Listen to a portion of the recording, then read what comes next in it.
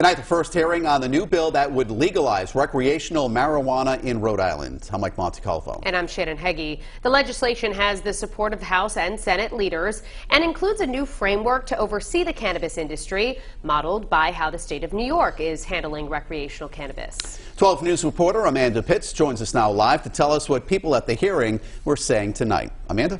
Well, Mike, Shannon, most in attendance at the hearing were for this bill, but would like to see some changes made, like automatically expunging the records of those who've served time for marijuana charges. Against the new structure, though, is the governor. It's the first time we're hearing from his administration on this legislation. A packed room for the first hearing of the 115-page cannabis legislation bill unveiled 2 weeks ago. We present three issues. First, the administrative structure contemplated in this legislation is complex and raises concerns related to separation of powers.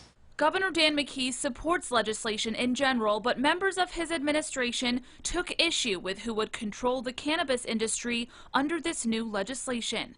The bill would create a 3-member Cannabis Control Commission to oversee the lucrative industry. But the governor would have to pick 2 of the members by lists provided by the House Speaker and Senate President.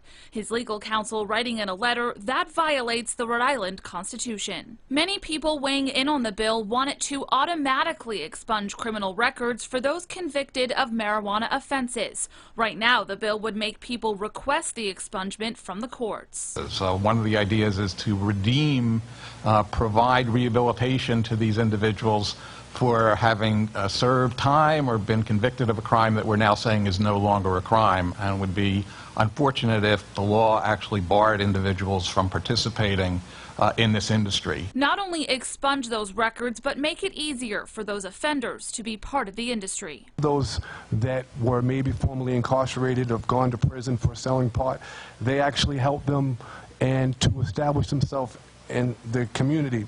And that needs to happen, and that needs to be somewhere within that bill. You cannot come out with this first come, first served philosophy. When asked whether or not he'll take into consideration the changes requested by the governor, Senator Josh Miller said everything is being carefully considered. A hearing in the House has not yet been scheduled. Live in studio, Amanda Pitts, 12 News.